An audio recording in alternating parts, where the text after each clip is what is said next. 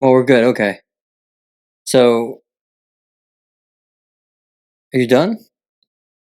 You hanging out with us, or you hanging over there? Hey, it took you long enough to get started. Now I got something else working on over here. All right. Well, we have Max Rippl with us today. So, Max, go ahead and introduce yourself. Tell everybody who you are and what you're doing here. Yeah, I'm Max Rippl. Coming here to talk a little bit about. Pull that a little bit closer to you, because you're a soft-spoken person. They're gonna. Yeah, I'm Max Rippl. I'm coming here to talk a little bit about baseball and my experiences with baseball and whatever else you guys want me to talk about, I guess. Yeah. So, like we were talking about a second ago, the differences in biomechanics and the difference in weight training and whatnot for college athletes. Let's get into. Let's start from like the beginning. When you were in high school, and I think that's probably a great topic to talk about. So when you were in high school, what were you doing to train yourself and prep your body and to stay healthy for baseball prior to going to college?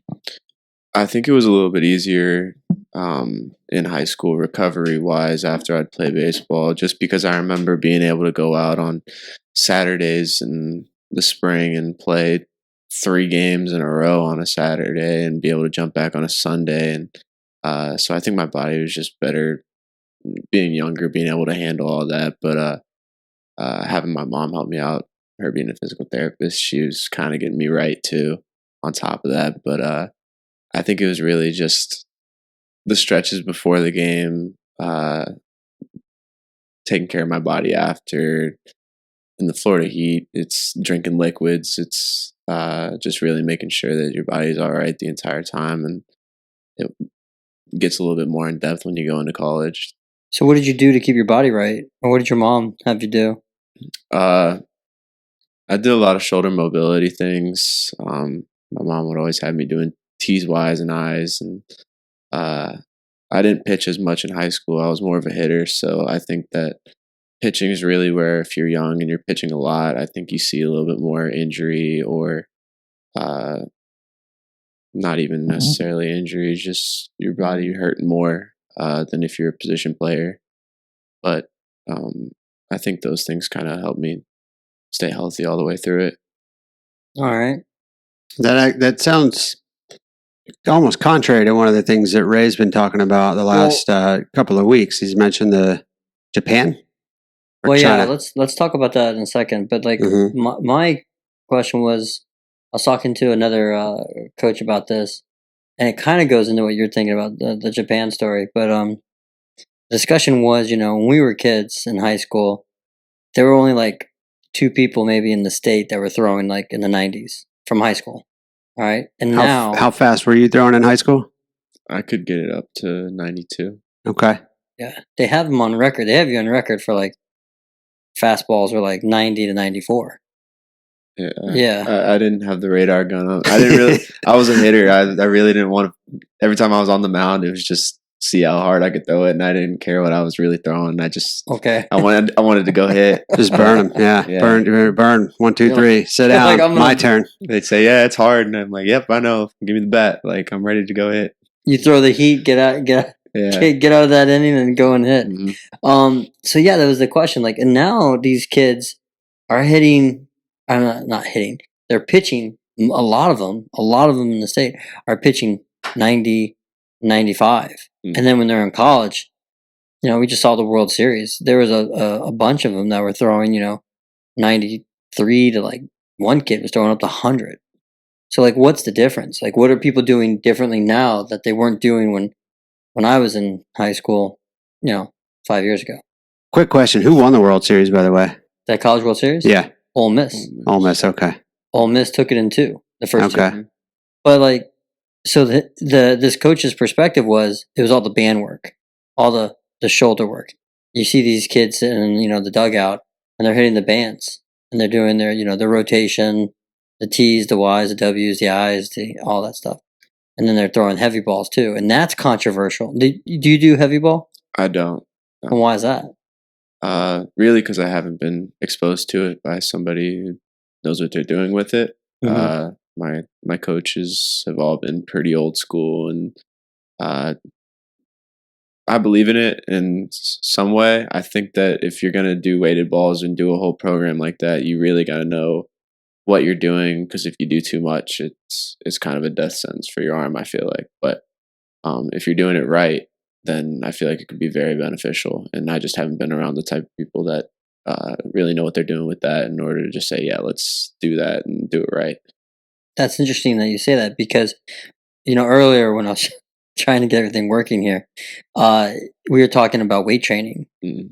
and a lot of people will kind of dissect the two. They'll separate the two, segment them both. But is that really the case? Like, is throwing a weighted ball any different than heavy weight training? Like we were talking about kettlebells, maces, Mm. Olympic weight training, or just lifting heavy, push-ups versus bench press and pull-ups, versus lat rows or lat pulls. Um, so like you think that it would be beneficial? You just need somebody to show you the technique. Yeah. But It would certainly be more specific. Mm. I think so too. I think that's probably the difference, is that it's more the specificity is greater. And as we were talking earlier, why is it still controversial to lift weights for to be a better athlete? And why is it that some people think that it's harmful? What's your perspective? Because you weight train. Yeah. And you said that you think it helps you. Yeah. And how do you know that it helps you? I just, it has to. Like, I'm doing things that are making my body feel stronger, look stronger, uh, make I'm doing testing throughout the entire year while I'm lifting to actually see those results of my body moving faster.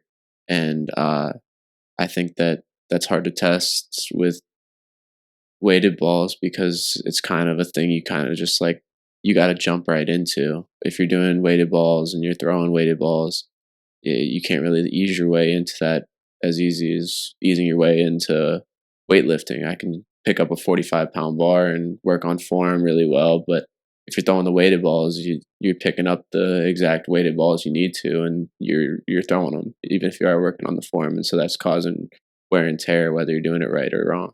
But you see, that's where I get stuck. And this is really just my brain. You just said I can pick up a 45, because 45 is not that heavy, right? And work on technique. But a weighted ball is, it's 8 ounces, 16 ounces.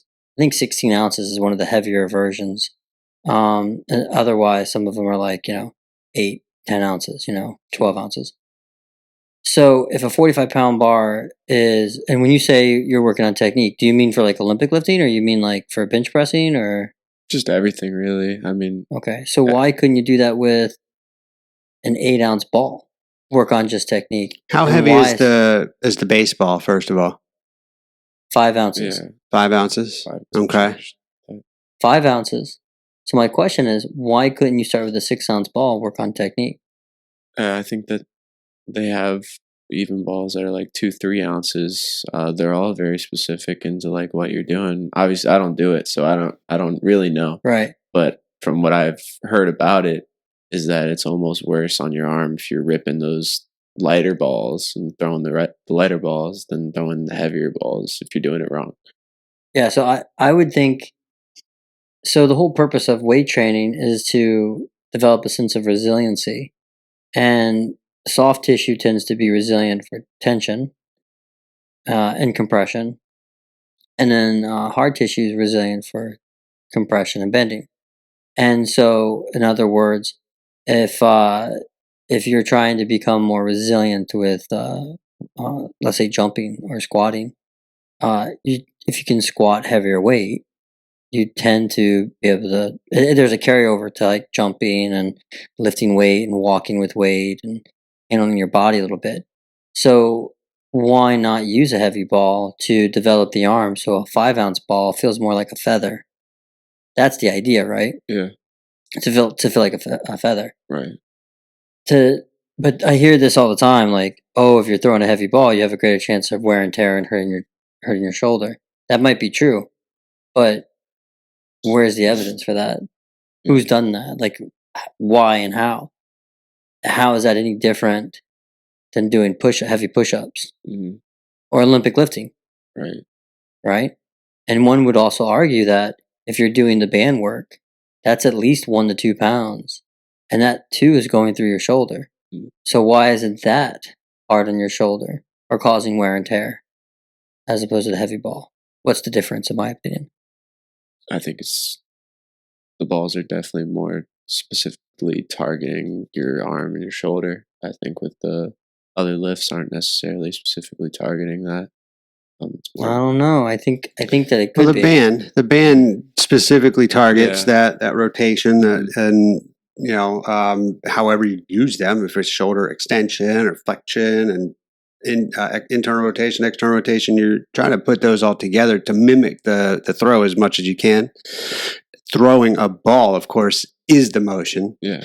I would think that the concern for injury, wear and tear, throwing your arm out would probably come from just overdoing it. Well, by either throwing it too many times past the threshold of where the muscle needs to recover before it can tolerate anymore, or trying to throw a ball that's too heavy too soon. And then just ripping it after 2, 3, 4, 5 throws or something like that. Whereas, like Ray said, picking up a 6-ounce ball and throwing that, I mean, you could probably throw that. I would, and I'm just going to guess, so I shouldn't say easily, but 75% of the amount that you throw a 5-ounce ball, maybe more, maybe it's less. That's where the knowledge comes in handy, or the evidence would come in handy to show that, like, what you should do or how you should progress your way up.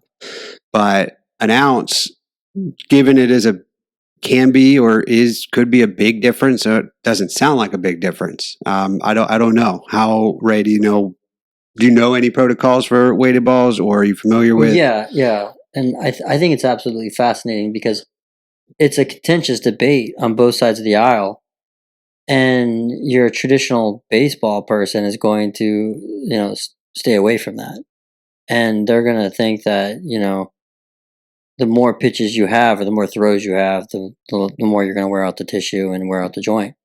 And then there's others that will basically, the other side of the aisle, basically say, no, you're creating resiliency of the shoulder, so it's less likely to break down. So that goes to what you were talking about earlier about the Japanese discussion. Mm-hmm. Talking to these coaches, and this coach says, I had a couple buddies that, one played in Japan, one coached in Japan. And the Japanese, they have a different mentality when it comes to training. We've talked about this before. We talked about like the difference between continuous and constant loading versus progressive loading versus like chaotic loading. And those are 3 like weight training paradigms. One uses what's called the Milo effect. That's really more an example of progressive loading. But Milo was a Greek child, way back, at the times of like Hercules. And basically, when he was born, his cow gave birth to a calf. And since like the time he was walk, he would pick up this calf, put it on his shoulders, and carry this calf, all over Greece, up and down hills and whatnot. And as he grew, the calf grew.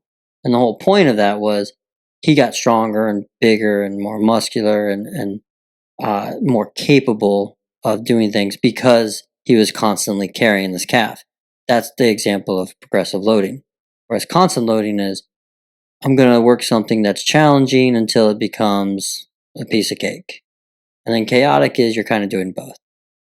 And they all have like the risk for injury. So like constant loading has the lowest risk for injury. Progressive has a moderate amount of risk for injury.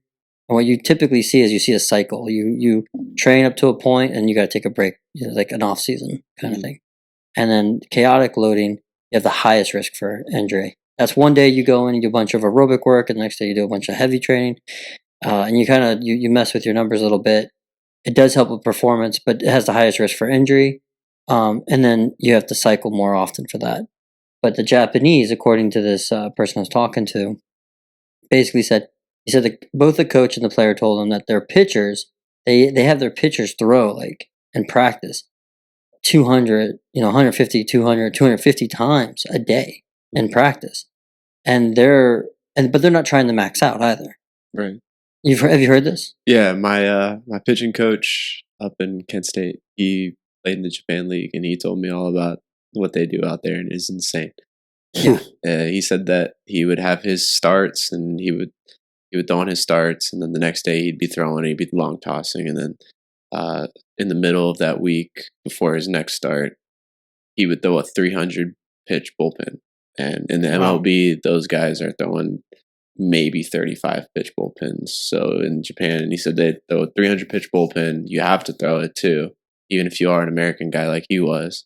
And he said that like they are big believers on if you treat the game right, then the game will treat you right. And it doesn't matter how much you put on your body or stress you put on your body. If you treat the game right, your body will be good.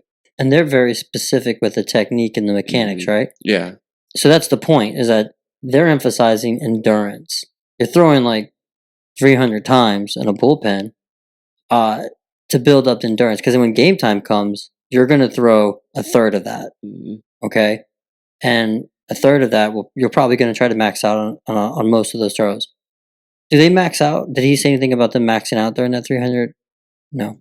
So, and they also emphasize a lot of the variety in pitches too. They make a huge, that's what I've heard, right? Is that true? Yeah. Yeah. I'm sure. So the point is they're emphasizing endurance for practice, throughout practice. But if your practice is hard, the game is easy.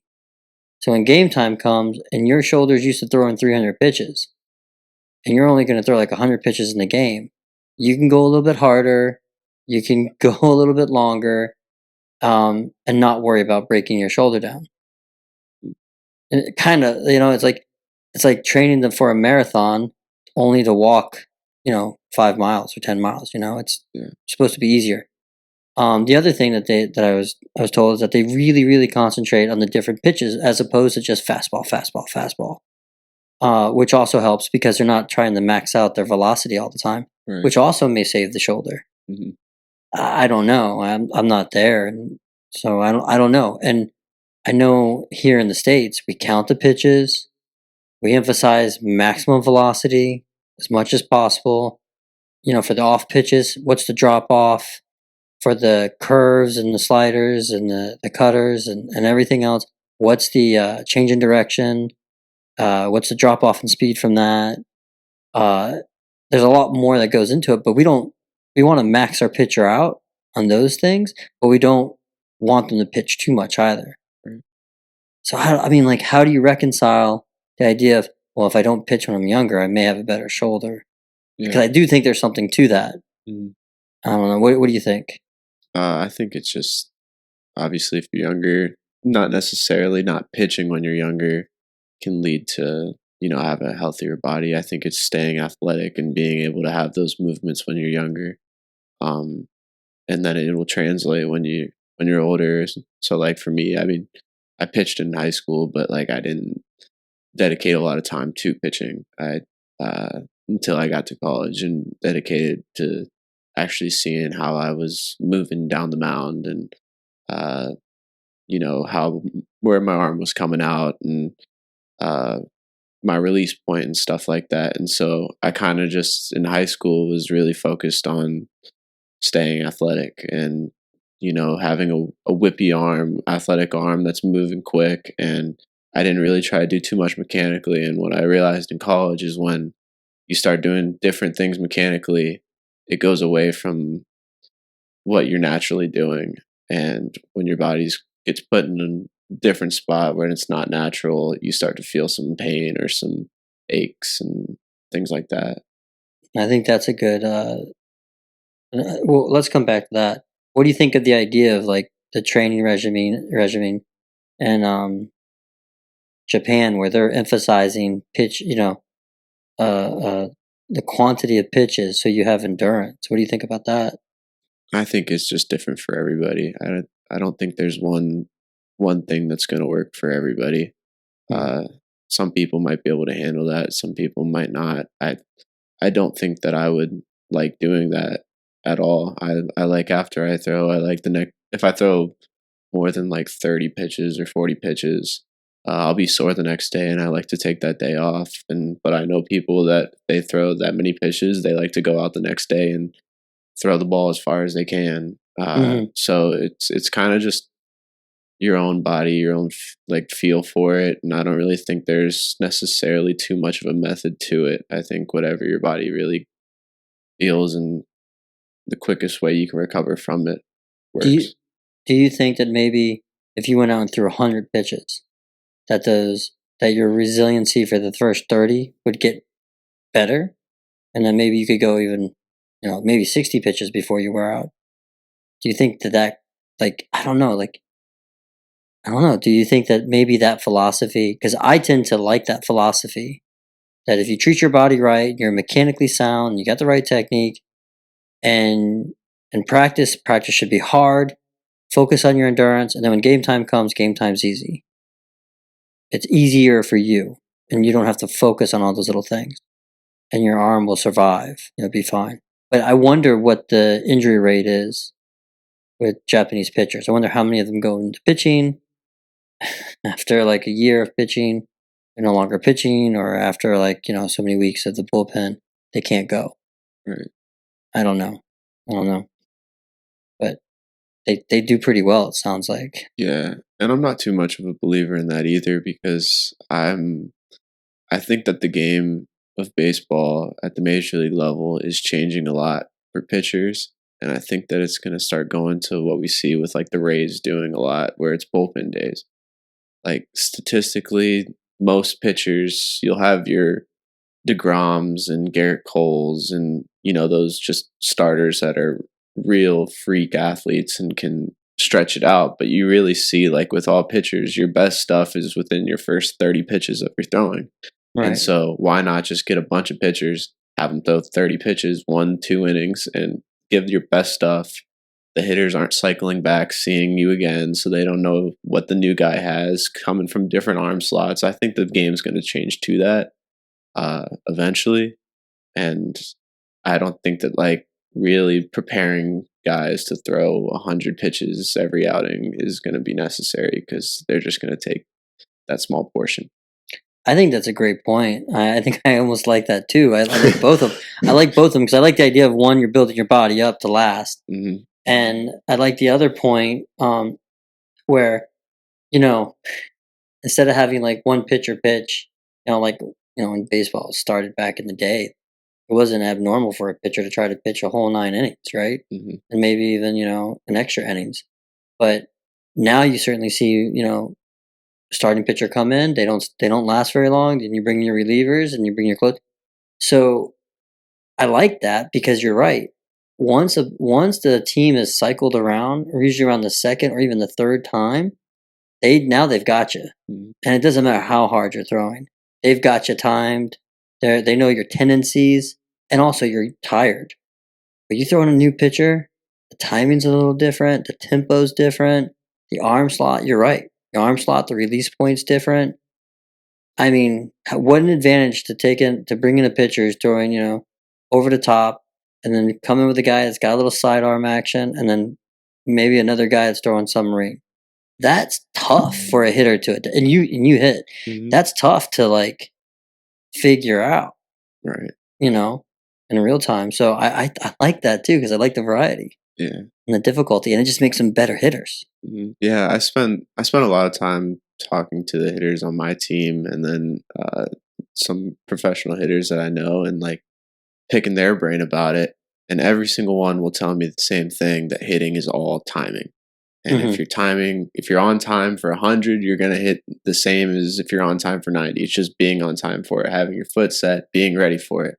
So I think that like any way that a team can possibly find to mix up timing, they're gonna do. Right. Like if that means take a pitcher out after one inning and put in a new pitcher who does something a little bit different, coming from here, the timing's different. It's just gonna throw it all off because that's the hitters nowadays. It's their whole approach. They can tell you everything they want with the hands. If you're on time for the ball, you're gonna hit it.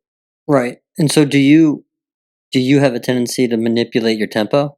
Yeah, I try to stay consistent with things while I'm throwing in practice and stuff. But while I'm on the game or in the game, I'll change things up a little bit. I think I have that in my mind of like knowing what the hitters are really looking for timing wise, and I know what at least my team, they're like their ticks in their head are for timing, trying to find timing. So I kind of just will pitch off of that. If there's a runner on base, uh, they're taught, hitters are taught, count, they come set, count U, C, L, A, and then the pitcher will go. Like most pitchers, just that's their natural, like old go. It's always on A. So hitters are there knowing that he's probably going to pick it up then. And then base runners are knowing, okay, like that's when I got to be ready to steal or take Right. the extra whatever. And so I'm more of a guy that's like, I'm not counting that out in my head, but I have that in the back of my head, and I'm changing things. And in my wind up, I'm maybe taking my time on some, and maybe working a little quicker on others. So let's that acronym is great, and I know what you mean by that. As a runner, you're coming out into your primary, you're going into your secondary. The length of the lead off is predicated on whether it's a right-handed pitcher versus a left-handed pitcher, and then you're looking at what you see left ankle lift. They lift that left heel, they've got to go. They can't drop that left heel because now it's a balk for a right-handed hitter. That's what you're talking about, right? Yeah. But you see that right ankle, you see that right heel lift, you better get back to the bag because they're going to pick you off. So for a right-handed pitcher. But if it's a lefty, it's a different story. However, so the acronym is awesome. But why not practice the tempo when you're practicing the bullpen? So that way you can get like a little bit more mastery of like, this is what my tempo looks like when I'm in my windup and how I can manipulate that to throw the timing off of the batter. And here's my tempo. I can change my tempo coming from the stretch when I have runners on.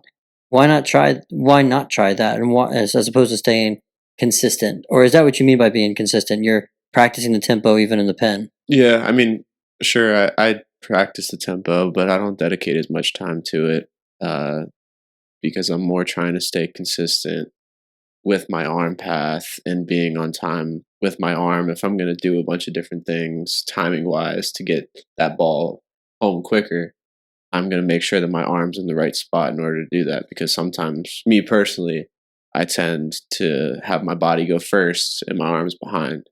And when my arm's behind, it's late. I get rotational.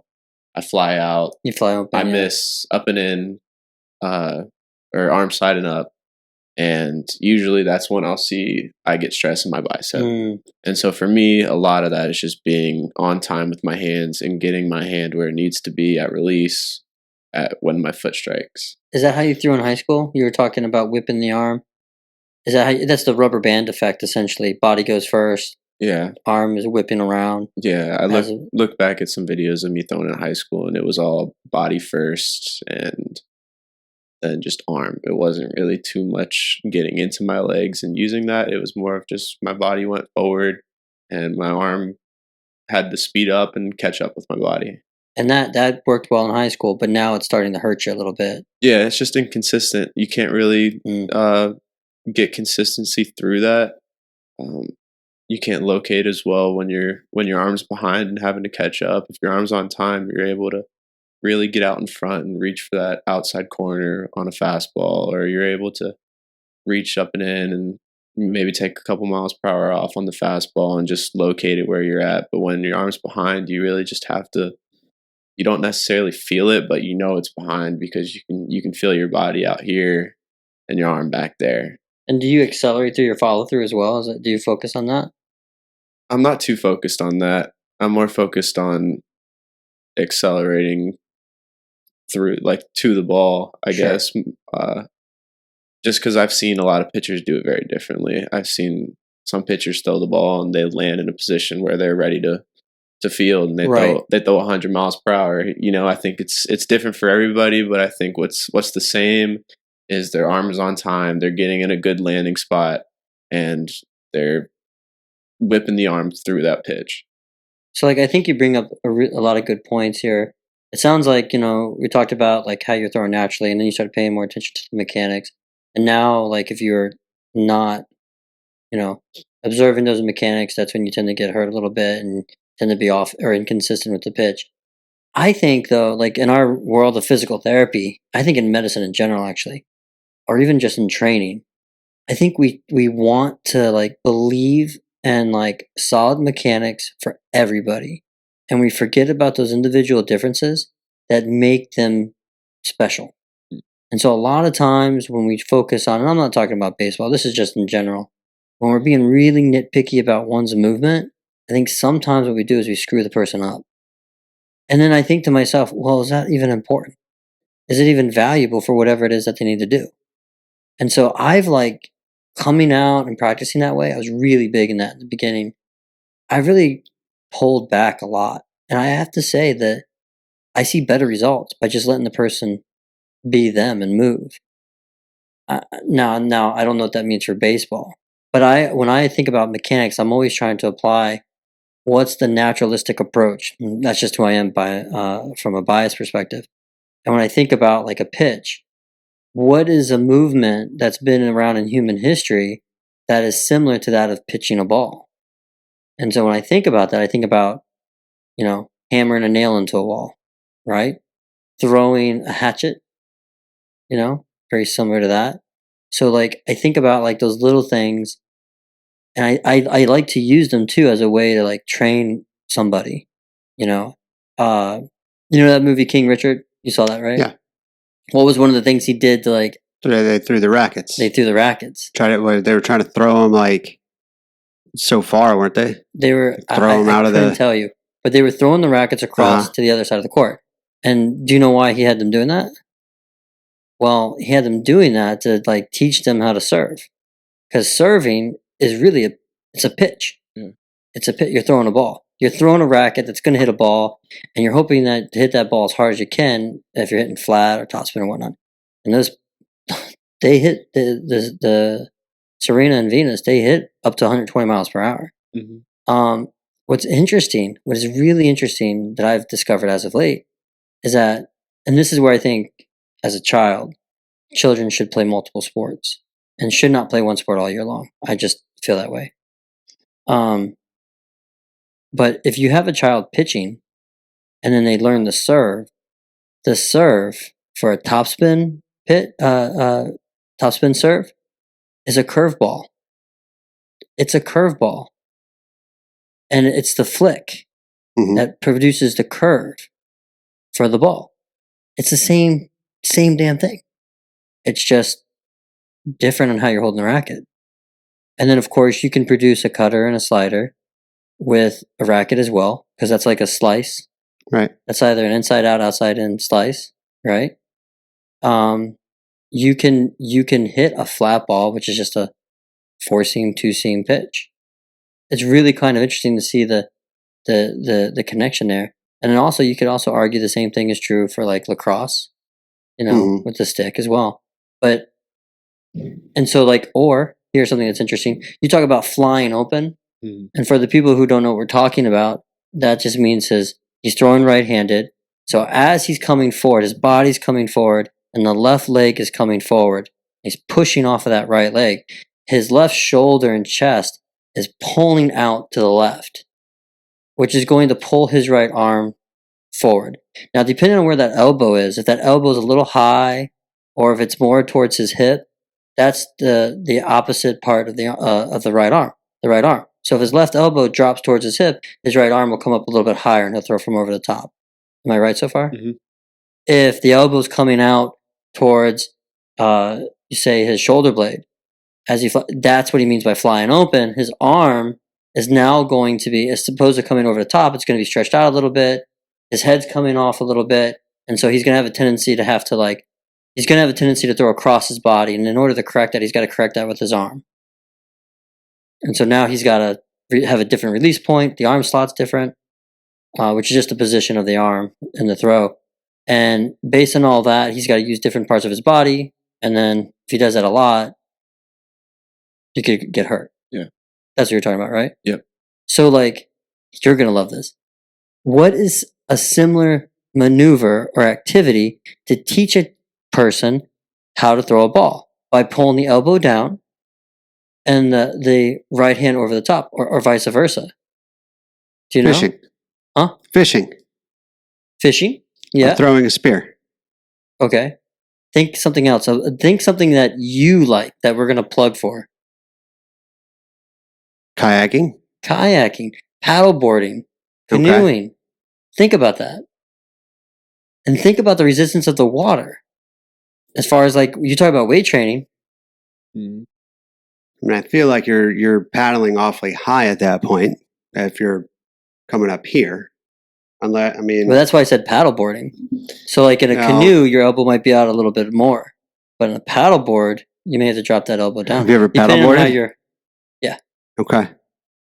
So you're not like this. When you're more here, you're kind of reaching out in front of you. Sure. But the trick is you're pulling that elbow, that paddle side elbow is down and back. Yeah. And the other hand is coming over the top. Okay. You're talking about that counter action. Well, I mean, correct me if I'm wrong, Max. That left arm is going to dictate his arm slot, his release point. It's going to dictate his speed. It's going to dictate where he lands coming off the mound, whether he's in a ready position to pitch or if he's also falling. It has a ton of. I see what you're saying now. Yeah. So, like, maybe that could be a workout, man. Get out there and paddleboard. Yeah. Your mom would be fine with that. Yeah. I think that my problem with it is not so much getting it out there and getting it strong with my lead arm. I think it's more of once it's out there, where does it go? Right. Does it go straight directly left? Does it go straight down? I feel when it just kind of goes down and to the left for me is when I really feel that I yank a ball or I leave it up an arm side. And I feel when I really stay connected and I get out there with my arm and it just comes straight down into my body, that's when I really feel I'm able to get out in front on a baseball and put it where I want it. And that's what most pitching coaches teach. Pulling that left elbow down to your left hip or behind the left hip. So it's going down. It's going down towards the ground as opposed to, parallel to the ground. Right. So that way, the right arm is coming straight up from over the top. And you can look at like pitchers classically throughout the ages, some of the best pitchers, and there's a lot of variety in them, but a lot of them have those fundamentals. And so that's where I diverge. Like I say, mechanics is different for everybody, but there are fundamental elements. And it's true of like everything, I do feel the same in tennis. I for myself, as well as I've been taught, but that serve, when you are coming over the top, you throw the ball up, and when you're coming across, that other hand is coming more straight down as I'm coming through. And I can tell when it feels good, when it feels the best. My best serves are almost when I'm like, yes, tucking that hand in, and that does feel good. If it's like way out here, I'm pulling something. I'm pulling that ball somewhere. And think about the position of your right arm.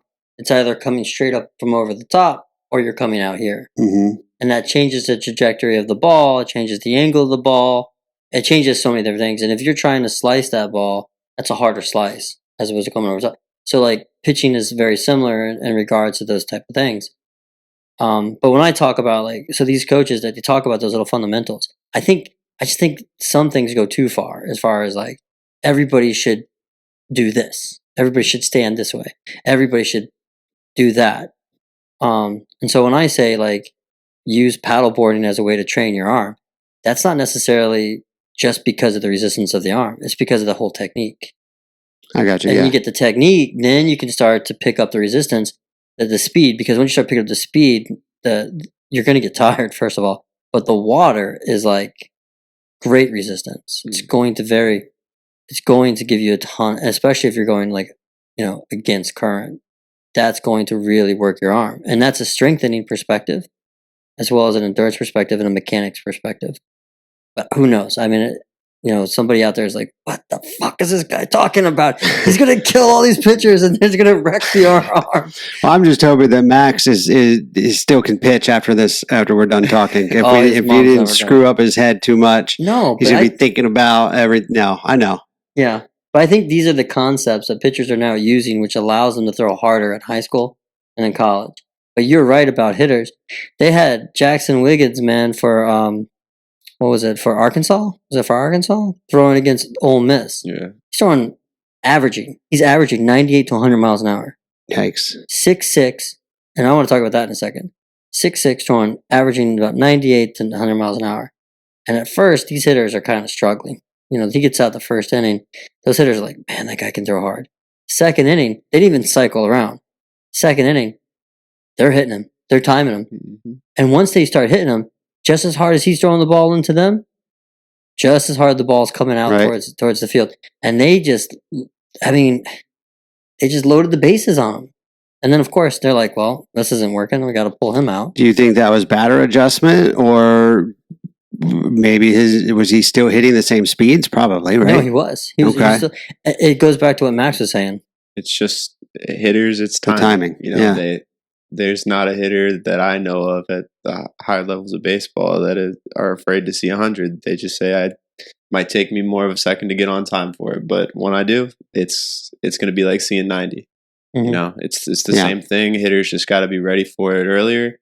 The separator for those pitchers, and where I think you see the better pitchers, are those guys that can throw 100 but can also snap off a 90-mile-per-hour slider that plays directly off the same arm path, coming out of the same spot, release point wise, and is tunneling really well. I think that's where you see a lot of the success with those guys that throw hard. Even with the guys you see that throw 90, 85, like I've known some pitchers who throw 85 but know how to throw a cutter off that 85 that's 80 miles per hour, and it looks just like it until it gets to your bat, and they're very successful. And I think that's the separator for those types of pitchers, is that at the higher level, it's the guys that can tunnel their stuff, they tunnel their different pitches and get them to move. That movement's so important too. Mm-hmm. Like, and then having a drop off, you know, throwing 98, getting that batter used to like 3 pitches at 98, and all of a sudden you throw like 79 mile an hour changeup.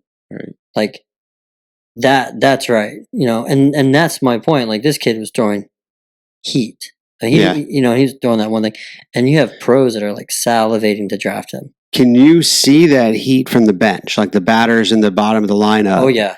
Can you tell the how fast, and then adjust your timing before you take your first at bat? Yeah, and then being on deck, those hitters, you're a step or two. You see those guys; they get as close to the plate as possible, just so they can get in there and get the feel of being in there and the timing.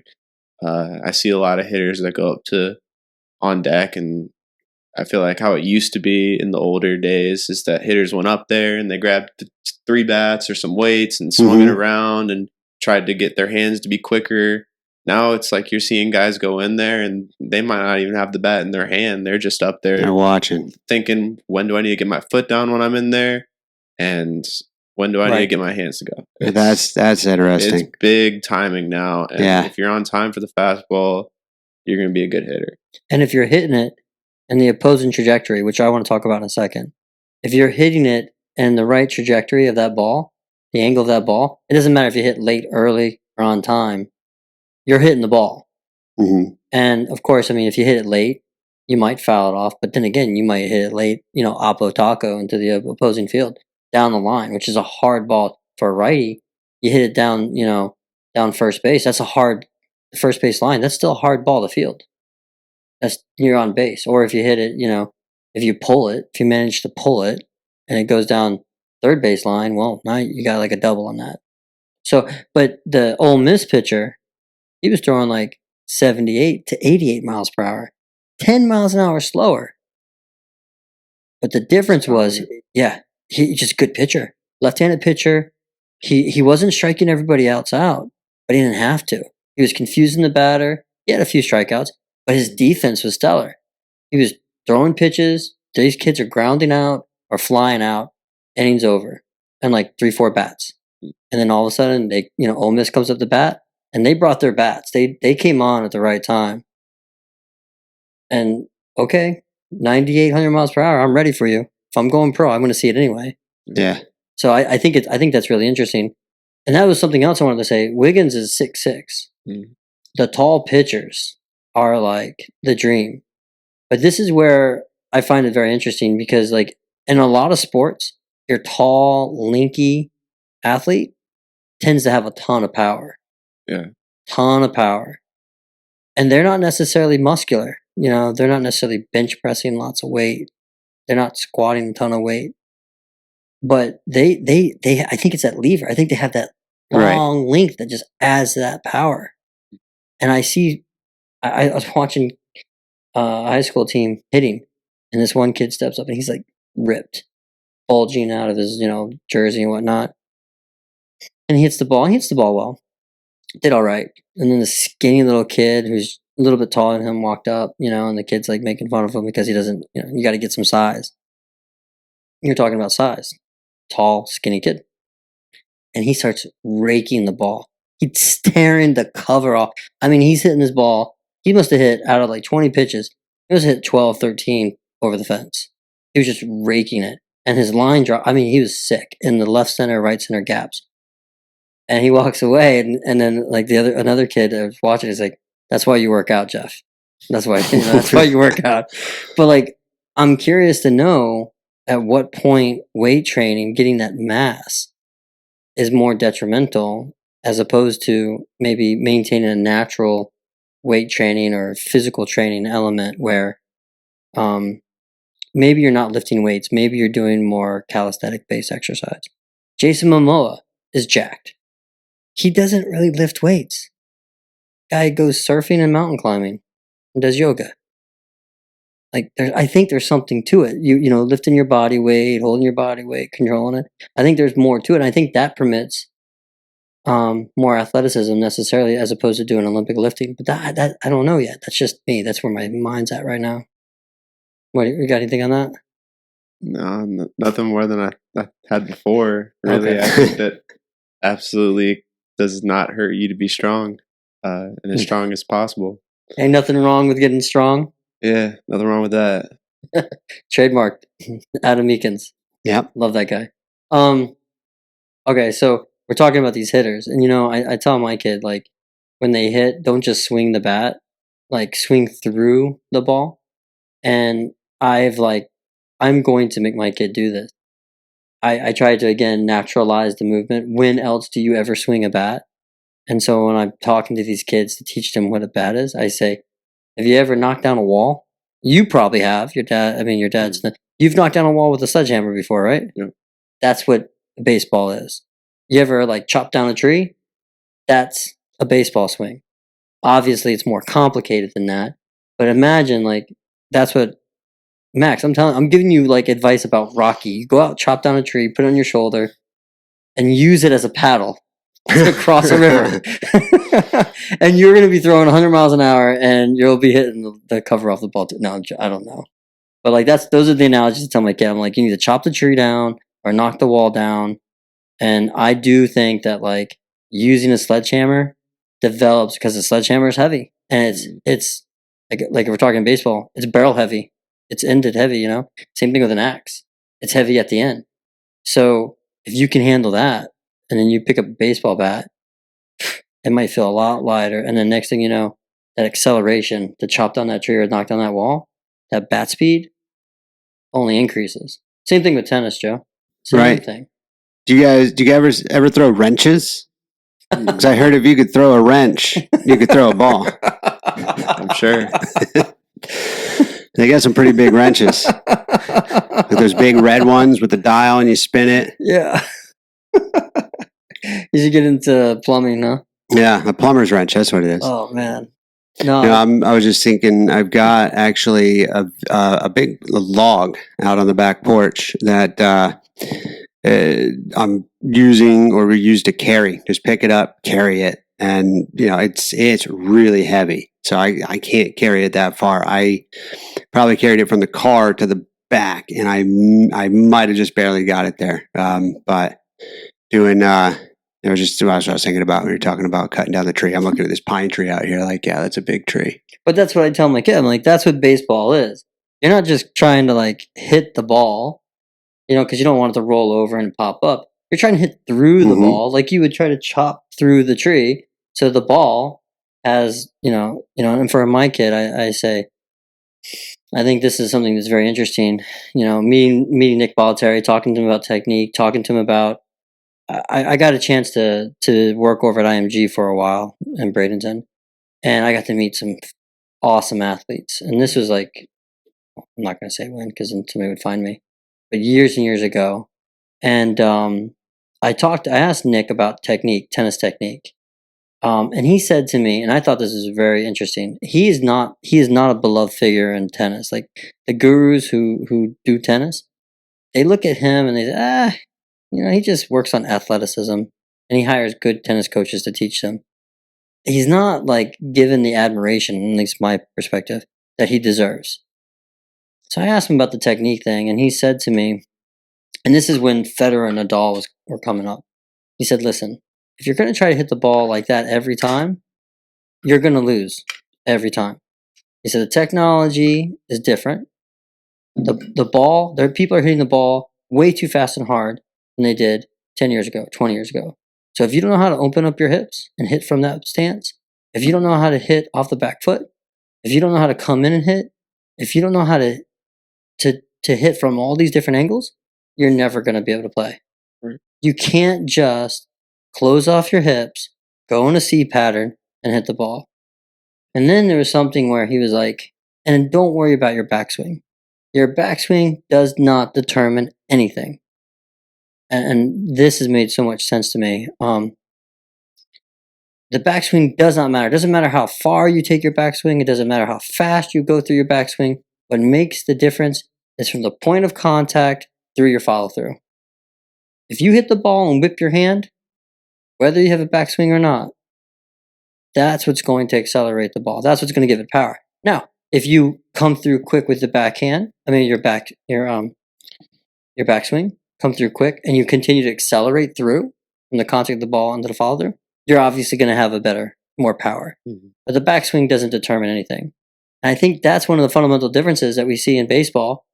Same thing with stances. Everybody has a different stance. Everybody holds the bat a little differently. But what's the fundamental? They kind of rock onto the back leg to load. They drop their hands into position. And then they actually, when they come down through, they come through. A lot of people talk about inside out with the hands. That's like the big thing. And having the barrel come behind and whip as opposed to extend and push. Yeah. You know what I'm talking about? Yeah. Yeah. So and then they used to teach, and this is what I think you're going to find interesting. I'd love to hear your point of view. They used to teach to hit down on the ball so you could generate backspin. That was like way, way in the day.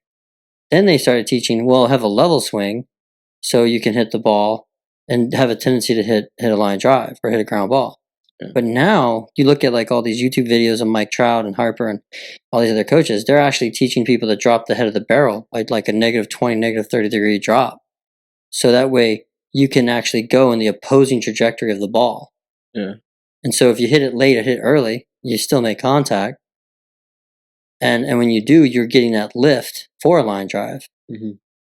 Yeah, I think that's going to tie into the game changing along with all the pitching stuff. I think on the hitting side, I think the game's going to change where it's home run or strikeout. Like, yeah, they're no longer going to be looking for super athletes that can slap singles and steal bases. I think that it's going to go to a lot of teams of just guys that can hit home runs, and they're going to teach the best way to hit a home run is get below the ball and get your launch angle higher up. I still think that personally, at least at the college level with the college hitters I've seen, the best hitters that I've seen are able to really backspin a baseball. You see this downward chop at it and can really consistently spin it backwards. But I also know a lot of good hitters that can't really do that. So I think that if you're not able to consistently backspin baseballs, then it should be more flat and just staying through the zone more, getting the bat to be the barrel of the bat to be in the zone more. What do you think about the launch angle of that 20-30 degree drop, as opposed to hitting more at the horizon, 0 degrees level off? Yeah, I think it is crazy difference from what it is before, and it's definitely like we're going to see a lot more home runs because of it. But what do you think about that for you, as far as the better hitters? Yeah, I think the better hitters should still focus on hitting down the ball and backspinning it. I think that's just the quickest, easiest way to get to a baseball is hands here, point A to point B down on a baseball. But obviously, if you're trying to hit a home run every time, dropping the barrel down, getting the launch angle higher up is definitely the better way of doing that. And that's how the game is going to change, I'm sure of it. And that's the Ted Williams effect. Don't worry about low to high, worry about high to low. Chop down on the ball so you get on base. Right. And it's interesting, because, the Mike Trouts, the better hitters, the Schwarbers and all them that worry about the launch angle, it's either fly out or home run. And I guess you could easily say that the MLB cares more about the home runs because that's what people want to see. And that's why we're going to kind of pull back on the shifting. Whereas if we still permitted the shifting, I think it makes for better hitters because they learn to hit everywhere on the field. And then maybe you hit a single knowing that single is most likely going to turn into a double, and that's one of the things that I loved about the shift was, originally Sabermetrics was arguing, don't bunt, do not steal. Those are terrible. If you are throwing out less than, more 75% or more of the time, or if you are less than 75% likely to steal, to win the steal, less than 75% likely to win the steal, okay, every time, is actually a detriment to steal. So the argument was don't steal. But when they started shifting, because of probability of the hitter hitting right, left, whatnot, blah, blah, all of a sudden you see people going like, well, third baseman's at second base, or in shortstop position. I'm going to drop a slap bunt down the left baseline, and then that way I can get at least a single out of it. But if he's all the way over there and it just happens to be a hard, or if I do hit a ground ball down the left foul line, now I can make that a double. And now that I'm on second and he's still shifted, my guy could just drop a bunt, a sacrifice bunt. Now I'm on third, right? Or there was a thing. There's a man on second, nobody on first. If it's hit on the left side of the field, you don't go unless you see it through, right? But if the third baseman's in shortstop territory and there's nobody on third, why not drop a slap bunt down third base and then go? You can almost steal and go. It's perfect. But they took that away. Yeah. And so now it goes back to what you're saying. It's probably because they want to see more home runs in traditional ball. But I think that would have been a more exciting game. Yeah. I think it changes the way college baseball is as well. I think that all the rules and things that they're trying to change to make Major League Baseball more appealing. I think a lot of things are awesome, but it's changing college baseball. And you're seeing a bunch of guys in college baseball who are hitting 400 every single year, and they're all Americans, and they're not getting drafted, and they're not playing professional baseball. And it's because professional baseball scouts and the way that it's gone, they don't care if you're hitting 400 unless you have 20 home runs with it or 15 home runs with it. They want to see you hit the long ball, and they're not so much on hitting for average. They definitely, professional scouts like, the toolsy athletes. So if you got a great arm or if you got a great speed, but you really see it with hitters is home runs. Does that mean that they don't really care about the on-base percentage either? The OBPS? Yeah, probably not. I just, from personal, what I've seen is I've seen a ton of great hitters, and probably the best hitters that I've seen aren't playing professional baseball right now, are just done with their careers, and a couple of them are All-Americans that hit over 400 every year, and they're best hitters that I have seen. And the hitters that I know that are in professional baseball or newly into professional baseball may not have been as good of hitters, but had 12 more home runs than those other guys. Oh, that's sad. That just sounds like they're not playing to win, not drafting to win games. They're drafting to develop. If they can get those guys to hit that many home runs at the big league level, then it's a great success and they're superstars, you know. But if you Mhm. you got a guy that only hit 400 through 40 or 50, 55 games of college baseball, and they only had 3 home runs, sure they can get on base, but they can't hit the home runs. I agree with it to a point, but sometimes you see guys that are just on base all the time, and Mhm. that's part of the game is getting on base for those guys that are hitting the Right. home runs. Exactly. And I mean, I you feel gotta like have both. they're scared to let guys like that get into pro ball just because they're not hitting the long ball. I think that they're so wrapped up into that, and I think that average goes a long way as well. Sure. I think that, like, as far as that's concerned, I mean, what you're saying is the fans, it's really more of like a fan issue. The fans want to see the home runs. They go to the games to see the home runs. The owners are drafting these players to hit home runs, not so much to win the series, because the best team in baseball doesn't always win. I mean, let's just be honest. The Dodgers have had some great seasons, and they just can't get through the postseason, you know? Mhm. And so when you talk about it like that, like, it's more about drawing the fans in, making the money, and if we have a chance to win, then great.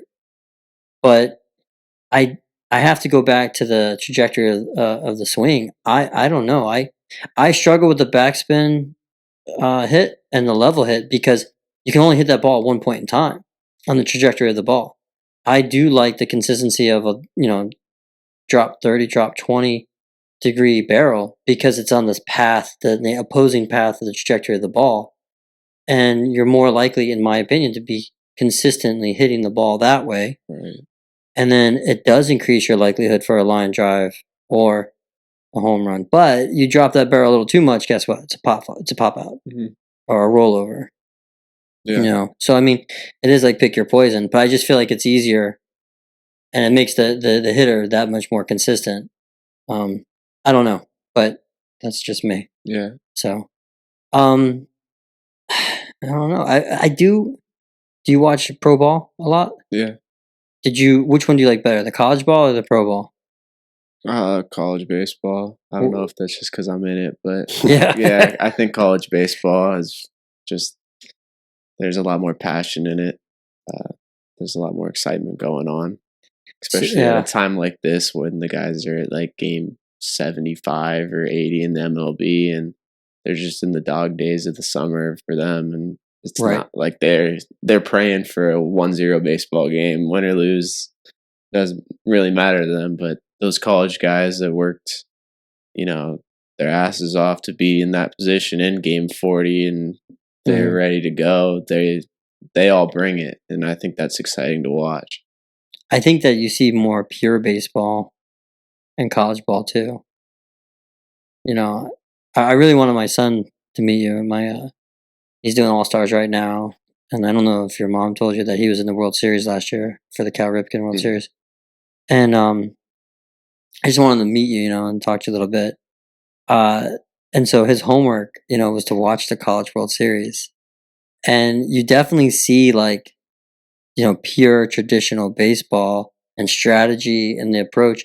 Where in college ball, the team that won Ole Miss, it wasn't because they were hitting 1, 2, 3, 4 home runs a game.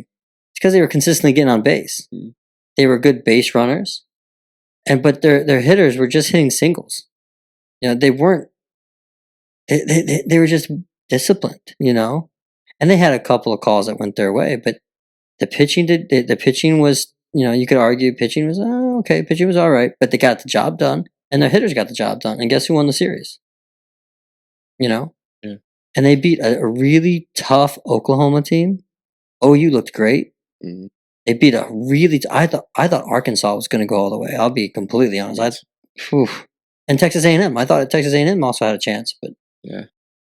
they didn't. So I feel like pure baseball is more on the college level. But I'm really into this now because my kid's into it, Mhm. and so I'm learning a lot, and we talk about a lot of things.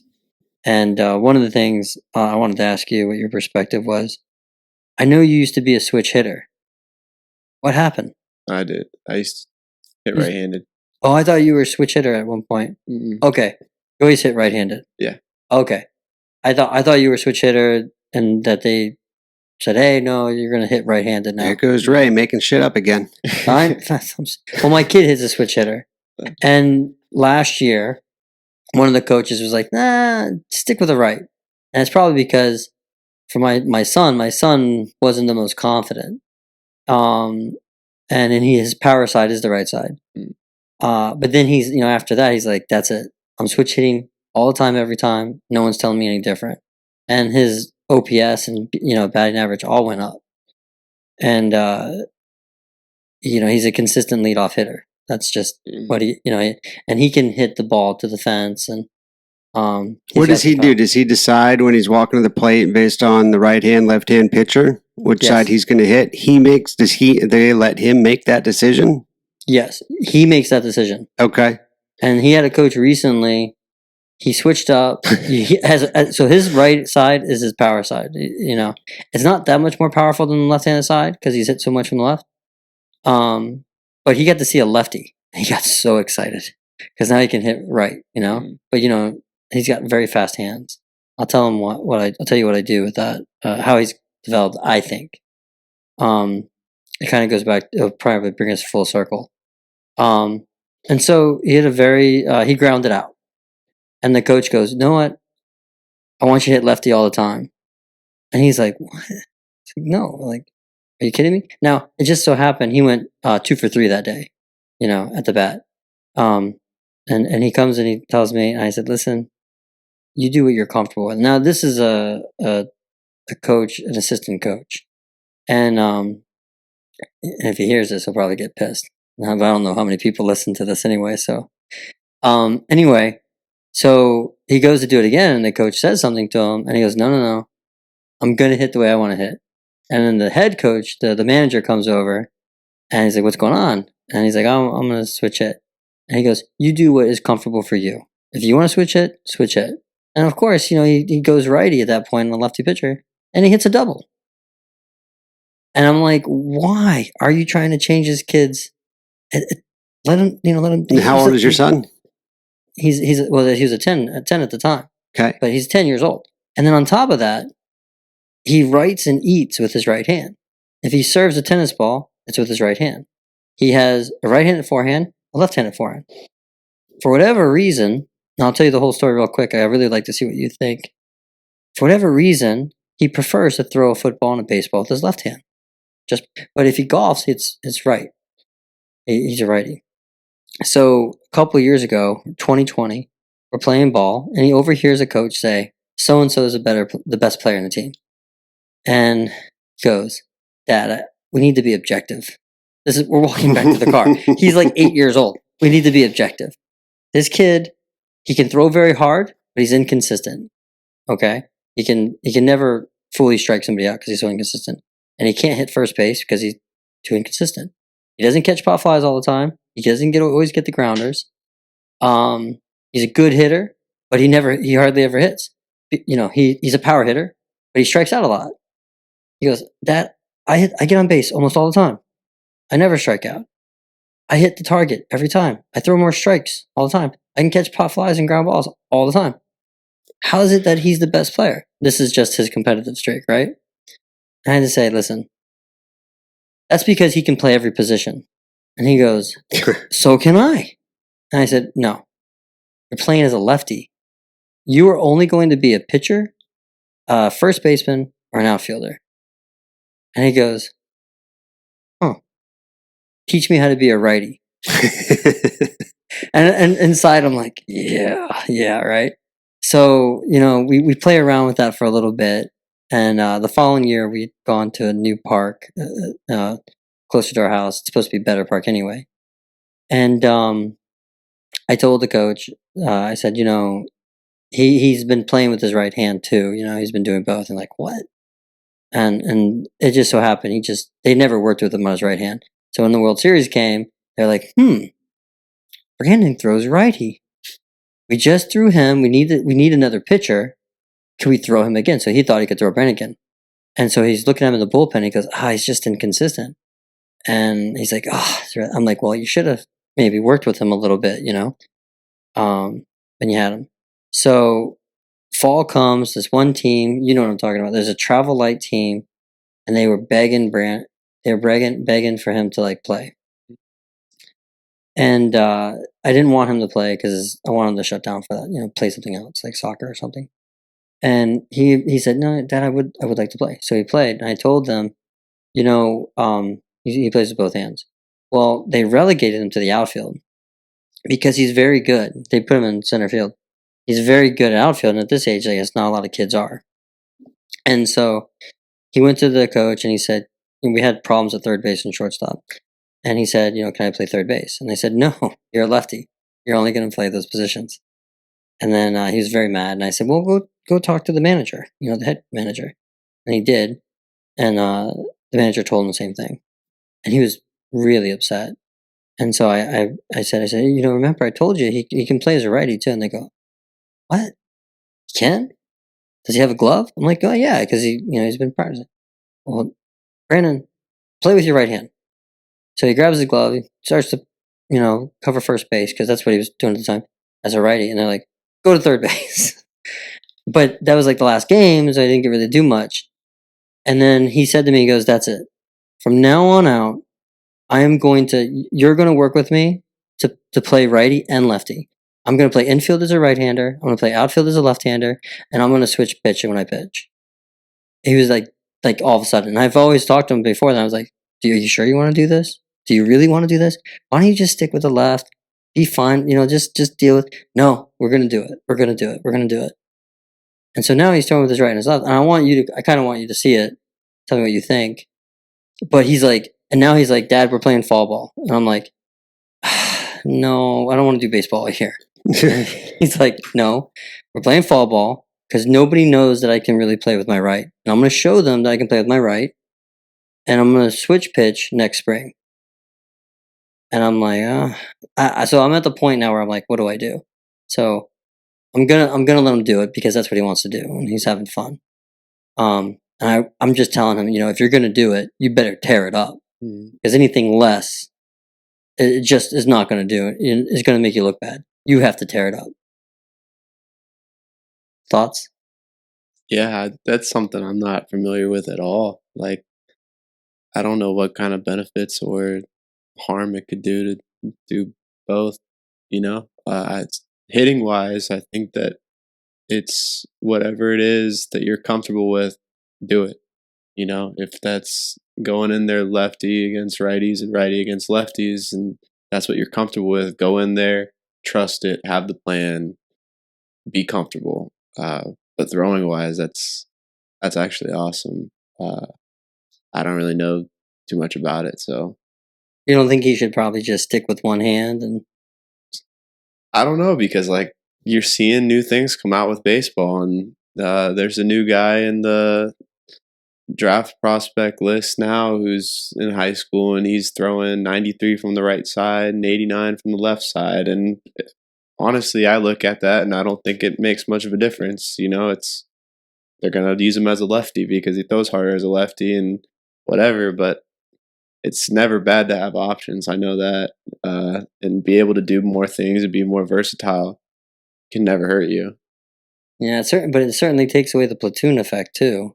Sure, but when you're younger, you're just playing. Yeah. You're just gaining that experience, gaining that competitiveness, learning to work as a team, figuring out baseball, who you are as a baseball player, and how do you really figure that out if you don't try all options, I guess. You're not helping me at all. You don't understand. The practices are like twice as long. Sure. Yeah. Twice as long, and it's a lot. And Because you go to the practice with the team, and then he demands that you now go do solo training with him afterwards for a whole nother practice, right? That's right. He wants to do another conditioning on another day. And so he'll say, "Yeah, let's condition this day or before or after practice." And I'm like, "Okay." And then I'll say, "Let's go." And he's like, "Oh." And I'm like, "Oh, do you don't want to go?" "No, let's go." And I'm like, but it's a lot more work. Yeah. And so this is going to sound kind of crazy. So what I've done with him, just to kind of like your mama, you really love your kid and you want to protect your kid. And so, of course, she's going to give you the tools for shoulder mobility. And it wasn't just mobility, right? Because you're also developing your arm with those bands.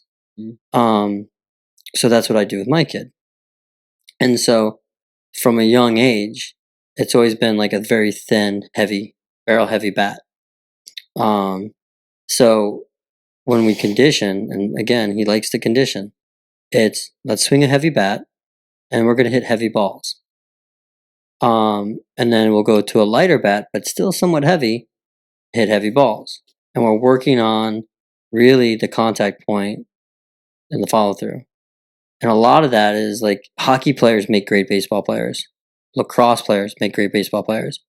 And I don't know if you know, but hockey players when they're really young, like I think 15 or younger, they're not allowed to pick the stick up for a backswing. They have to go. They can only pull it back just a little bit, and they got to slap it.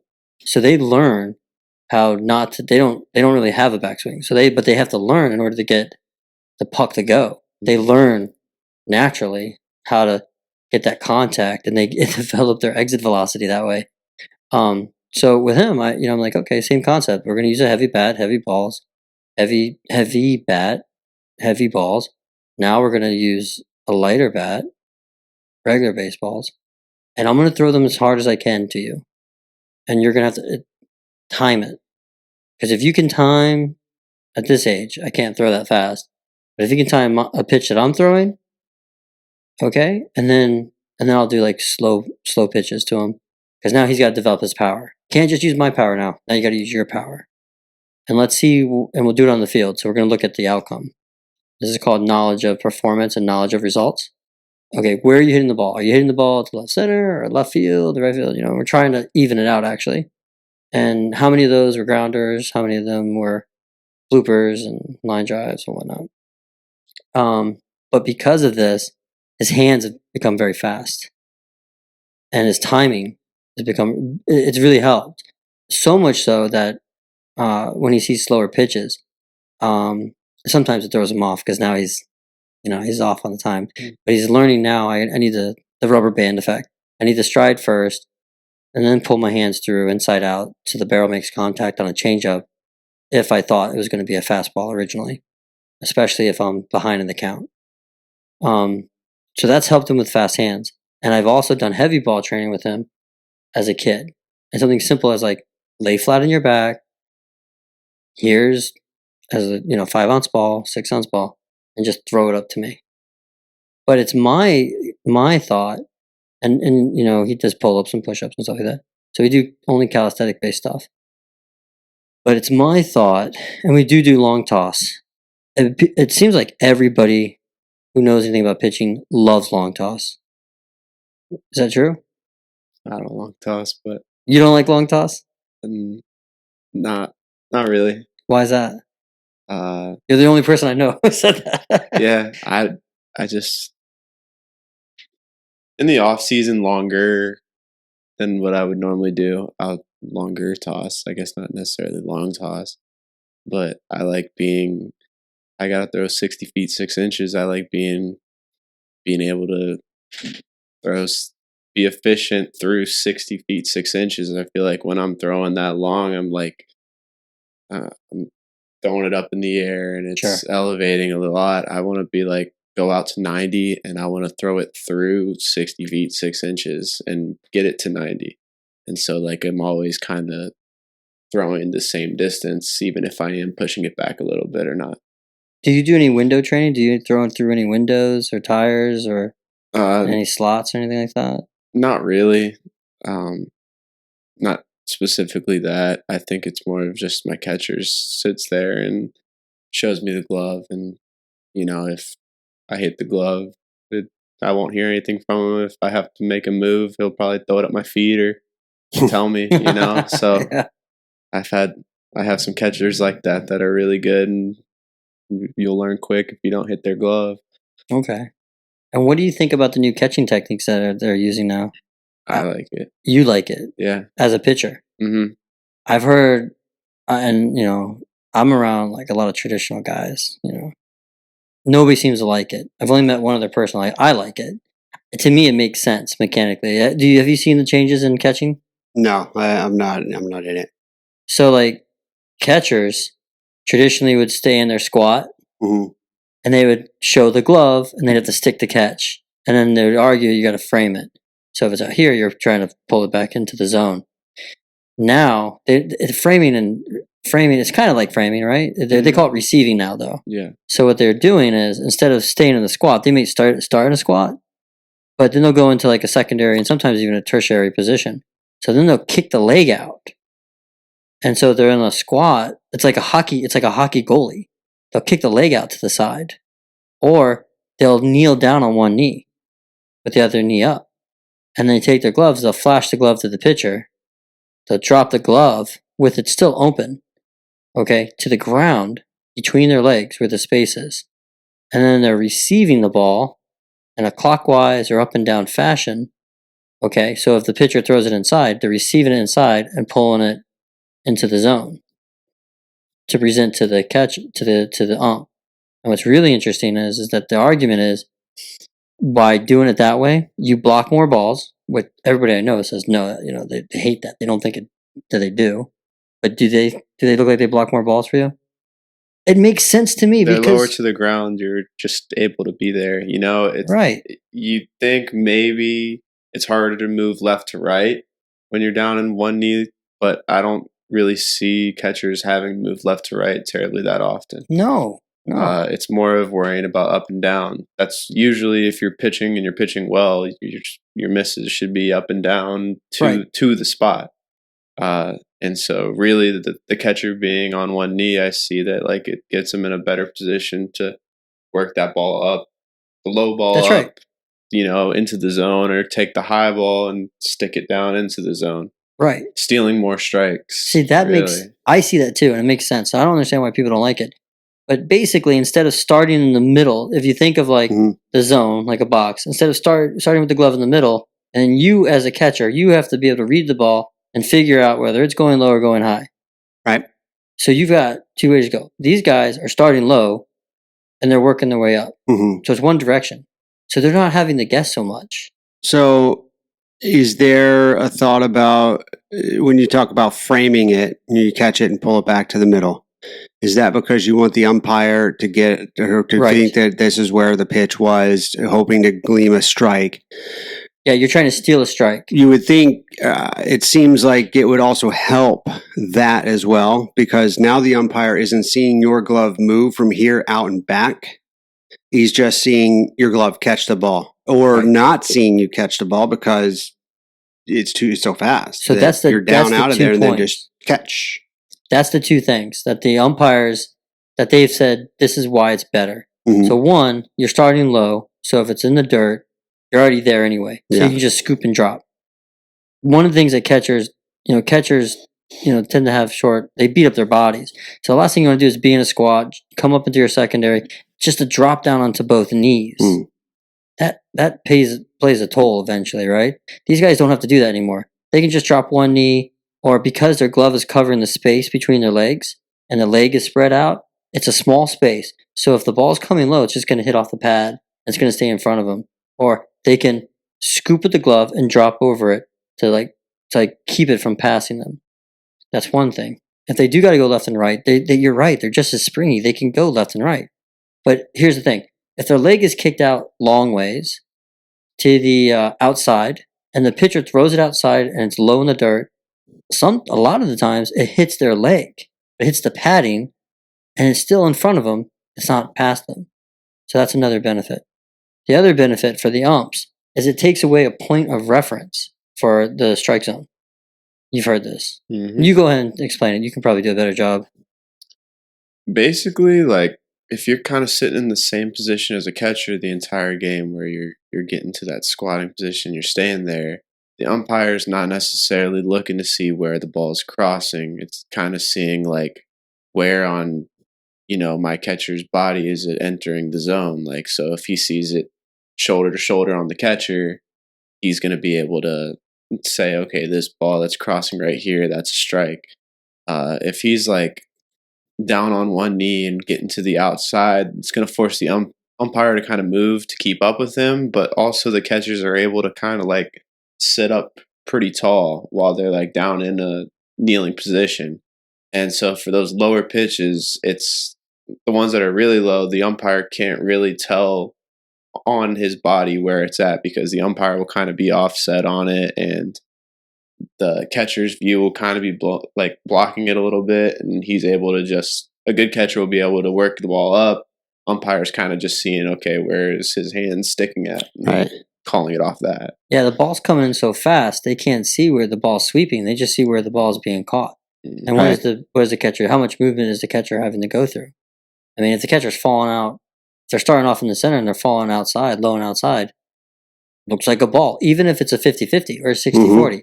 50% ball, 50% strike, 60%, So you can steal strikes. The catcher, this is where I think that now the catcher becomes the most important player on the field, which I think the catcher's always been the most important player on the field because they're the quarterback. They're the ones that see everything. They're calling the plays. They're calling the directions. They're handling the pitcher, but they don't get a lot of like love. The pitcher gets a lot of the love. They really does. Yeah. But a pitcher that has a relationship with a catcher, that's like unbreakable. Like a lot of times the pitcher's going to say, I'm not going to pitch unless so-and-so is catching for me. Right. Because they know that they can trust that catcher. That catcher's going to make them look good, and he's going to steal strikes for him. But yeah, so from what I was heard, Max, was that the knees and the shoulders are like the box, the outside lines of the box. The head, and then again the knees is the bottom of the box. So based on where the catcher's catching that ball, that's a strike. But if the catcher's knee is down, now that line's gone. There's no reference. If he's taller, now you're right, it's obscured. Okay? And if he's lower, now the strike zone's lower for the ump.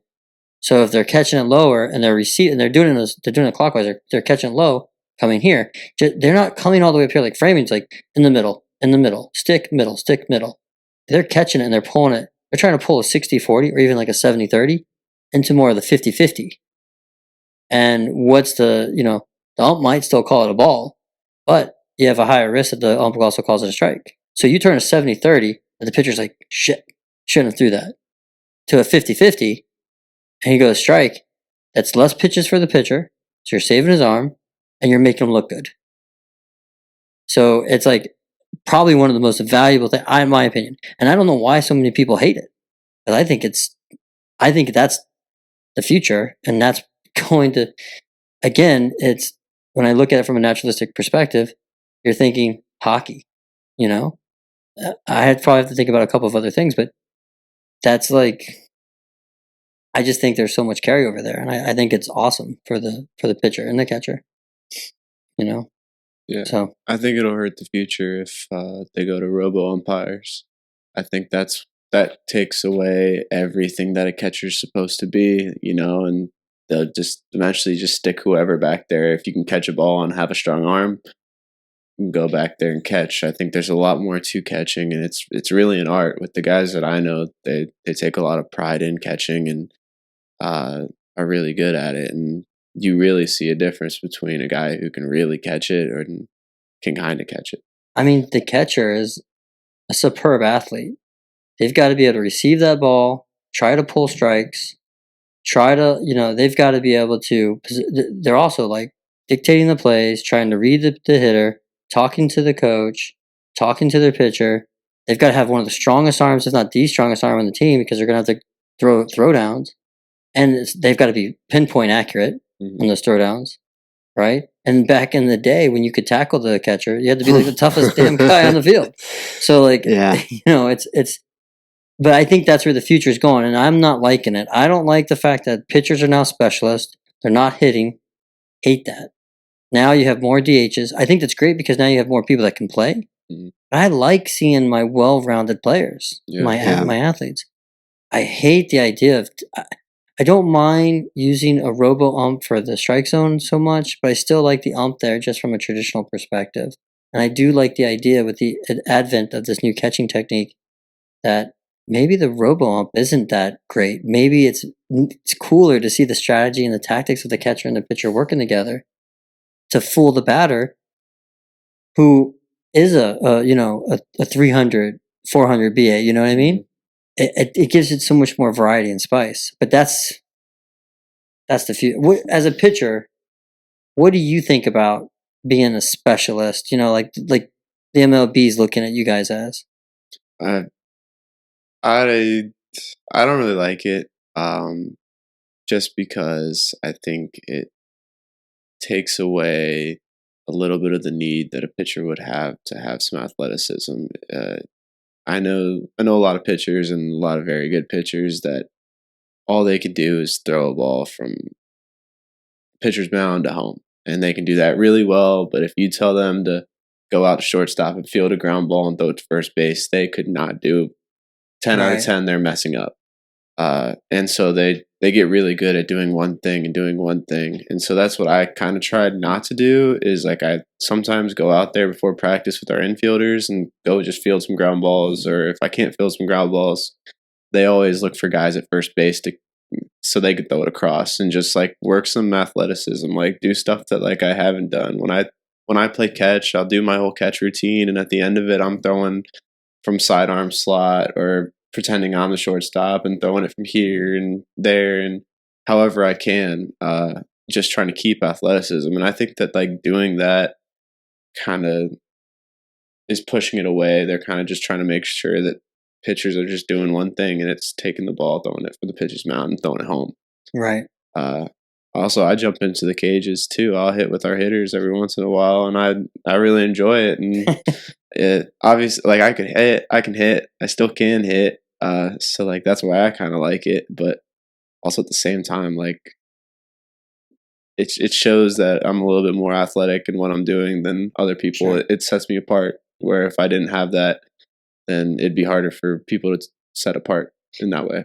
And that's the sad thing. And you know, it's college ball. You're just pitching and you're not even getting a chance to hit. But hopefully if the league could see you hit and you could pitch and they say, well, we could use him as a pitcher, but oh man, he can hit. Maybe he could be a DH for us too.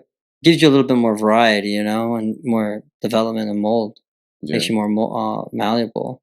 But we have to get out there. We're going to have to watch you play, man. We're going to have to come to a couple of your games. And I'll certainly, you know, shave my chest so I look like I have a bikini on for you. I can't do that, actually. I'm hairless. I'll figure something out that looks really weird. Why don't you just wear the bikini? I'll wear the bikini. I'll grow out like a Fu Manchu. And I'll just show up at the game and I'll, you know, ask for your autograph in front of all your teammates. I'll do it. All right, I think we're good. Do you have anything else that you want to say or end with or talk about? I'm all right. You're all right? Yeah. All right. Just on y'all. I have a few questions and we could probably run through. It doesn't really take a lot of we're done. Explanation. But favorite baseball team? Tampa Bay Rays. Tampa Bay Rays. Good. That's why I wore my Rays hat. My favorite team. Do you have a favorite pitcher or player that's not a pitcher? And so favorite player. Favorite player is Miguel Cabrera. Miguel Cabrera. Yeah. Not a pitcher. Not a pitcher. Okay. Why? I grew up loving him. We went to a lot of Marlins games growing up, me and my family, and he was obviously the guy, and so I really like him. Also, Jock Peterson. I'm a huge fan of Jock Peterson as well. Okay. Yeah. I'm not familiar with him. He's the greatest baseball player of all time. Okay. What position? Who did he play for? He's left field with the Giants. Currently. Okay. He was with the Braves last year and then the Dodgers the year before. So okay. Everywhere he goes, he wins a championship. He's a World Series champion, yeah. I think this year he's going to win another one. Okay. With the Giants. Whoever he goes to, he could go somewhere else. We'll see. But I mean, you're right though. The Dodgers, the Braves, for goodness sakes, you know. Mm-hmm. I mean, and you're right, yeah. And he was the difference maker. You're right. It's kind of been the joke, but not so much a joke. Because with me and my buddies, that I tell them Jock Peterson's the greatest player right now and possibly of all time. Because everywhere he goes, he wins a championship, and that's the definition of great. You know, Lamar Odom too. Robert Horry won a bunch of championships with different teams. Yep. Is he the greatest basketball player of all time? I'm just giving you a hard time. I mean, Horry, I don't know either. I was going to say he was pretty good. Probably, I would think. He's all right. Well, I'm thinking Odom. You're talking Horry. Yeah, that's what I was thinking. I said Odom, but Horry. He did, yeah. He did like 8 or 9 or something, right? Okay. Somewhere in that. But every team he would go to, he'd always come off the bench. Yeah.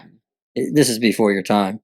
He would come off the bench and play, and he wouldn't play a full game, but wherever he went, they just won championships. Yeah, we'll say the Lakers, the San Antonio Spurs, right? A bunch of places. Whoever else you play for. Okay, so favorite pitcher. Favorite pitcher. I like watching Bruce Dark-Gratterall. Okay. He's with the Dodgers. He's their closer this year. I think he's out of the bullpen, but I think he's more their closer. He's electric. He's fun to watch because he's just a big dude, and everything people say about getting a long stride and staying mobile. He's the complete opposite. He's just a big dude. He strides about that far when he pitches and just gets his arm up and whips out 102. So the ball moves a whole foot. He's electric to watch. See, that's something we didn't talk about. I wanted to talk about how pitching is similar to sprinting. Yeah, we didn't get into that. Well, we don't need to get into that because I think about the power when it comes to sprinting, and so like you're talking about the stride. That just reminded me of that. Yeah. All right, what's another? I did have more. And I had some obscure questions too. I can't remember what those were though. Who has the best mullet in baseball? There you go. Mullet and mustache. I don't even know. Oh, are you growing one out? Are you going to do that? No. It's a style. I need a haircut. This is the longest my hair's been a while. You should at least grow out like the Tom Selleck mustache. Sometimes I do the mustache. Yeah. But I don't let it get too long. More of like the peach fuzz mustache. Yeah. Yeah. Well, now that the peach fuzz mustache, when you grow up, and you're going from like, the ladies to the women, it's going to be the Tom Selleck mustache. Bush it out, Yeah. Okay. Who is the best? Which team is the best team in baseball right now? Because I know you want to say Rays. Yeah. But they're we'll see what they look like after the All-Star break. Yeah. But they're struggling right now. Rays are banged up too. Got a lot of injuries. I think that like overall just best team with the most talented players is the Dodgers. And it's not by chance. They bought their team. They knew what they were looking for and they assembled that super team. I think the Yankees are a close second, but I don't think they're the best team because they still lose to the Rays and everybody else. Toronto. Oh, yeah, Toronto. And they don't have your boy. Yeah. Right. Well, I thought you were going to say maybe the Phillies too, because the Phillies on paper look strong as well. Yeah, I think that I'm a big believer in the AL. I think the AL's got strong competition, even though the Dodgers, but the Dodgers have been a good team for a long time. And what about Astros? What about Houston? Yeah, I mean they've lost a little bit, but like they're playing well. They're playing well. Like on paper, like you look at the players they got. I think that like Dodgers and Yankees, like you look at those two teams, and that should be your World Series every year. I don't know, man. But it's Houston, not. No, but Houston's been in it for like the last 10 years. Yeah. So I mean, they're doing something right down there. For sure. Yeah. Cheating. Yeah. All right, I've got a trivia question for you. This is the last one I've got. Who are the only two people in the Baseball Hall of Fame who are not baseball players?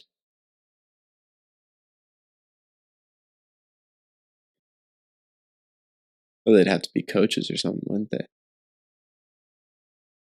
Is that a thing? You know, right? They could also be journalists. I don't even know. You know the answer, Ray? No. Okay. I feel like You will. I feel like you'll remind me. Yeah. Abbott and Costello. Of course. The comedians. Who's on first? You've seen that before, really? right? Yeah. You better. I would get very mad at you if you didn't. They're in the Hall of Fame? They are in the Baseball Hall of Fame. I didn't know that. They should be. They were definitely, That was a great bit. Yeah. Huh? It was a great bit. Classic. Oh, yeah. It's like, Probably brought a lot of popularity to baseball too, Yeah. Yeah. Man, yeah, I love them. They were funny. Hilarious. Your mom might get mad if I curse too much. They were pretty funny. All right. Any other trivia? Oh, I don't think so. No, Okay. That's the only thing I got. It was a little bit off. All right. Well, good luck to you, man. We're going to come and watch your game and dress up like cheerleaders for you. Thank you. He will. You'll wear a skirt. I'll no. No? You're going to grow out the mullet? Probably not. No, I do. I've got my tartan right up here. My Braveheart tartan. I probably won't wear that either, even though it is almost almost the school colors. Yeah. Mm-hmm. But Well, I just don't understand why people are doing the mullet. I really don't. I don't either. And I think maybe we're just too old. I don't know. I mean, I do kind of have, the no, you don't have the mullet. It's not the and you mullet, don't- but yeah. it's I would argue it's almost a version of mullet. You know, it's business You in the call it the front molar. and a party in the back. You know, it's that back mohawk almost. It doesn't. I don't. Sometimes I'll got to really spike it out or really glue it out there to get it to actually stand up off the back of my head. But anyway, we'll come to a game, check you out, Awesome. and talk baseball some more. I would love to hear. Now that you're down here, I would love to hear if you've changed anything, like how it's gone and how you felt and what it's done with you. So, For sure. all right, man, and that's it. okay, thank you for coming. Thank you.